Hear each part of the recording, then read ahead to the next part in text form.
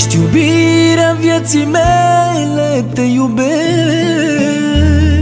Pentru tine sufăr mult, mă chinuiesc.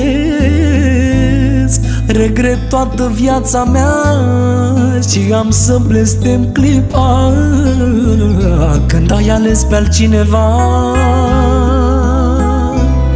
Trebuia să fie a mea de la început. Ai făcut multe greșeli și m-ai pierdut.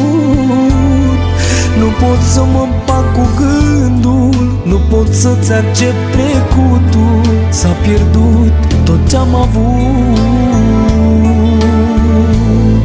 Cât de mult te iubesc eu, niciodată n-am să spun. Păstrez în sufletul meu că m-am umilit destul. Cum să o luăm de la început? Nu pot să uit ce-ai făcut.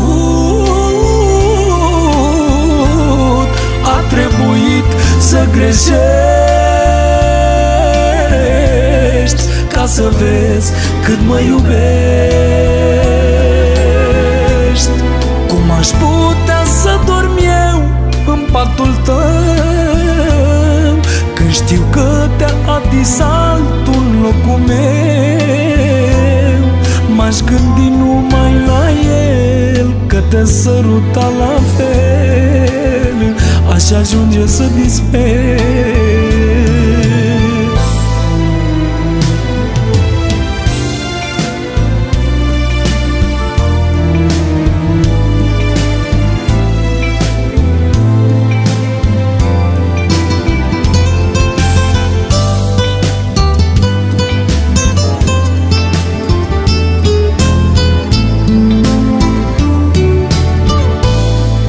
De mult te iubesc eu, niciodată n-am să spun. Păstrez în sufletul meu că m-am umilit destul.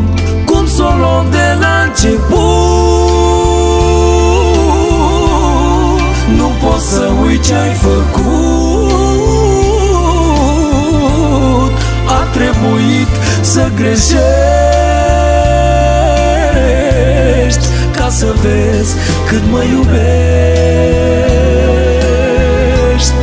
Prefer să îmi petrec singur nopțile decât să le par cu așa femeie. Nu pot să stau lângă tine, aș muri de gelozie. Te întorci prea târziu la mine.